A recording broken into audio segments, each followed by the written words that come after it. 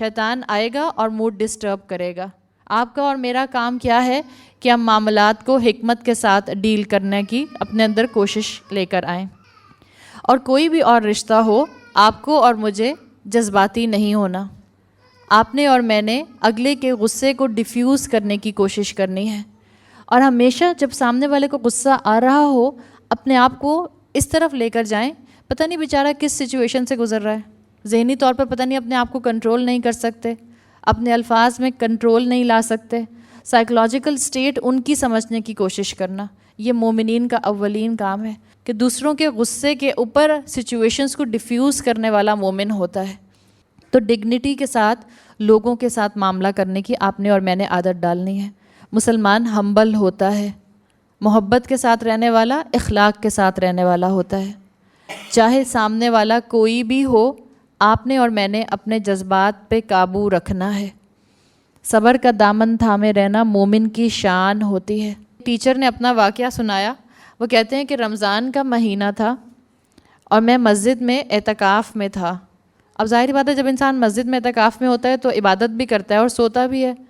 کہتے ہیں میں سو رہا تھا، میری آنکھ کھلی جب کسی کروٹ میں سو رہے تھے. اور جب انسان کسی کروٹ پر سو رہا ہوتا ہے یا جب انسان نیند میں ہوتا ہے، گہری نیند میں، تو کیا آپ کو پتہ چلتا ہے کہ آپ نے رائٹ کروٹ لیا یا لیفٹ کروٹ لیا؟ آپ کو تو نہیں پتہ چلتا نا، آپ تو سو رہے ہوتے ہیں.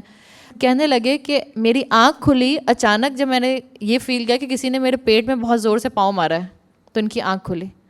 جب آنکھ کھلی تو انہوں نے دیکھا کہ ذرا بزرگ سے شخص سے، بوڑھے سے، اور انہوں نے اتنی زور سے ان کو کک اس لیے کیا تھا کہ ان کی جو بیک تھی وہ قرآن شیلف کی طرف ہو گئی تھی. اور ان کو ڈانٹ کے کہا کہ تم نے قرآن کی طرف اپنی بیک کی ہوئی ہے، اپنی پیٹھ کی ہوئی ہے. بہت بری بات ہے، بہت غلط بات ہے. اب ایسے میں کیا کرنا چاہیے؟ ایک بندہ سوتے میں، سب کو پتہ ہے کہ سوتے میں کروٹ لے گا تو اس کو اندازہ نہیں ہوگا کہ وہ کس طرف کروٹ لے رہا ہے. ایک ایٹیٹیوڈ کیا ہو سکتا تھا کہ جس کو پیٹ میں مار رہی تھی کک، وہ بھی غصہ کرنا شروع کر دیتا. آپ کو پتہ نہیں میں سو رہا ہوں، مجھے کیا پتا ہو میں کدھر دیکھ رہا ہوں، مجھے کیا پتا ہو میری کروٹ کس طرف ہے. ایک رویہ یہ تھا. انہوں نے کیا بتایا کہ انہوں نے کیا کیا؟ کہتے ہیں میں نے ان کو سوری بول دیا. سارا غصہ ختم ہو گیا ہوگا سامنے والے کا. اور مزید غصہ ختم کرنے کے لیے انہوں نے کیا کیا؟ کہتے ہیں کچھ دیر کے بعد میں اپنا قرآن لے کے انہی صاحب کے پاس چلا گیا. اب میں ان سے کہنے لگا کہ میں قرآن پڑھ رہا ہوں، آپ مجھے سن کر بتا دیں میں کہیں غلطی تو نہیں کر رہا. ظرف چاہیے نا اس کے لیے.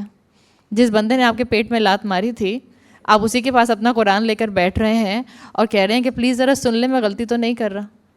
یہ اعلیٰ ظرفی مسلمانوں کے اندر ضرورت ہے اس بات کی. اور یہ اعلیٰ ظرفی اس وقت اعلیٰ ظرفی بنتی ہے جب ہم اپنے قریبی رشتہ داروں کے اس طرح کے بلنڈرز کے اوپر بھی ان کے ساتھ نرمی اور محبت سے بات کرتے ہیں. تب یہ اعلیٰ ظرفی نظر آتی ہے. آپ کو اور مجھے لوگوں کو پیسفلی ڈیل کرنا ہے. خود بھی کام ڈاؤن ہو جائیں اور آپ کا اور میرا رویہ ایسا ہو کہ سامنے والا بھی کام ڈاؤن کر جائے. دنیا میں آپ کو کئی طرح کے لوگ ملیں گے، ہر طرح کے ٹیمپرامنٹ کے لوگ ملتے ہیں. یہ میرا اور آپ کا کام ہے اور اس کی ہمیں بہت زیادہ ضرورت ہے. ہم مسلمان بہت شارٹ ٹیمپرڈ ہوتے جا رہے ہیں. اگر اب تک مجھے غصہ زیادہ آتا تھا تو مجھے اپنے آپ کو بدلنا ہے. اللہ کی خاطر، اس جنت کی خاطر جس میں پہنچنے کے لیے دعائیں میں ہاتھ اٹھا کر اپنے رب سے کرتی ہوں. تو پیسفلی ان چیزوں کو ڈیل کرنا سیکھیں.